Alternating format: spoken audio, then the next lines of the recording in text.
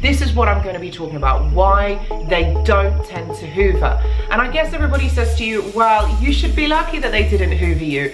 But if you're trying to process and understand what happened to you, if they're not hoovering, which is a normal part of the discard and re-idealization stage, this can be very confusing. And this is when the question comes up, are they actually a narcissist? Was I in a narcissistic relationship? And this can cause more trauma and more damage. So I'm going to be talking about why the narcissist didn't hoover you. It doesn't mean that you weren't with a narcissist, but we're going to go into this in the video. Just because the narcissist didn't hoover you doesn't mean that you weren't with a narcissist in the first place. There's many reasons why the narcissist doesn't go on to hoover, and I'm going to be looking at them in the video. I want you to understand that this isn't a normal part of the discard, but it does happen. And the reason why it does happen is because it's either because they have moved on and they're with new supply, so their attention is taken up by the new supply. You are not going to be giving them any fuel. It might mean that you are too broken, you're too upset, you don't have the energy that you once did. It could be that they have really just grown bored of you at this moment. Remember, nothing stays the same with a narcissistic individual. It doesn't stay the same throughout, because they literally go through these cycles over a certain period of time, which you probably have grown accustomed to. It's probably that you've noticed this happening, all right? So they are spending their time and energy on this new supply. It could also mean that you have figured them out. You have figured out that they are narcissistic, and you understand that there is maladaptive or dysfunctional behaviors. So they're not going to try and hoover you when they know that you know. This would be really embarrassing, and it would cause narcissistic injury. The third one is that you've just simply moved on and you're stronger. And at this moment, they feel like it's not worth their while to hoover you back. Because if there is a rejection, all right, or they figured out that there is going to be some sort of a rejection, then they won't try. Remember, they have fragile egos. They're not going to do something that is going to put them in a disadvantage. They are always going to make sure that they win in every single situation. So if they are going to attempt to hoover you and you reject them, oh boy, this is going to cause narcissistic injury, so they're not going to do that at all. But then you've got to ask yourself the question, why are you expecting this hoover? And you've got to be really honest with yourself. What does this hoover mean for you?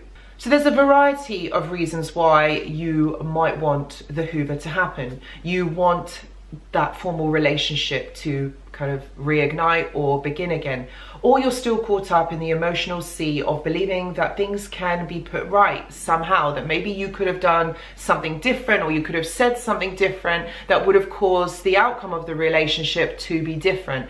But you see, the problem is here that this is really dangerous thinking, because it doesn't matter what you would have said, what you would have done, if you would have dressed differently, or if you've gone somewhere differently or done something differently, this wouldn't have changed the outcome of what had happened. And I know that we circle through this in our mind. We feel like this, you know, you could have done something, because this is the part of you trying to understand why this was the ending of the relationship. And so what you're doing here is you are lowering your energy. You're willingly submitting to this negative, to this abusive, toxic relationship, because you're struggling to understand. And by the narcissist not hoovering you, it's making you feel unworthy. It's making you feel like you're not good enough. So it's having a negative effect on you. And this is why this is done. This is why the silent treatment or the disappearing act is done. It's because it's to leave you without any answers. There's no validation. You struggle to try and understand exactly what has happened. So this is why you're toying with the idea that maybe they could come back, maybe maybe I could change the outcome of the relationship. But this is really dangerous thinking. And I feel like if you are someone who is in this position and someone who is going through this, I would say perhaps maybe talk to a clinical professional or somebody that would understand, because I think that this idea or these kind of thoughts might really be damaging you.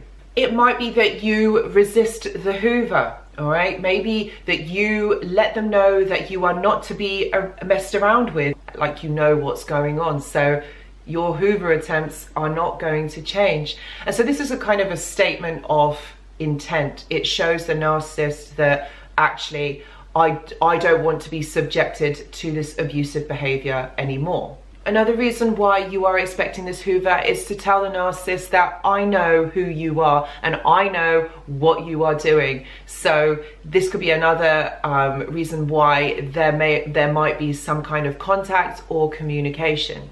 It could also mean that, it also means that there is an empowerment on your part. So it makes you feel important and in control of this situation. So you see, all of these reasons are really valid reasons why you would want to have some sort of contact with the narcissist, or why you want them to contact you. And of course, this is all about validation and making you feel good about yourself. So it makes it easier for them to come back. The reason why they come back is because they want to draw fuel from you. They want to have some sort of attention or some sort of validation from you. It's not so easy to get new sources of supply. This is why perhaps in some cases, when they are in a relationship with you, they might be talking to others. And this is why they have a lot of exes, because they do eventually go back to them, because they need that fuel. They need to have that validation. Finding somebody new to be able to believe the lie is not as easy as you think. So if you are part of the club, when the narcissist comes back and kind of communicates with you in the meantime, serves the narcissist really well, because then they can go back to their exes and just recycle them. This isn't about a real relationship. It doesn't mean that they are going to be happy with their exes, that they've suddenly realized that they are fallen in love with them again. This is all about the attachment disorder.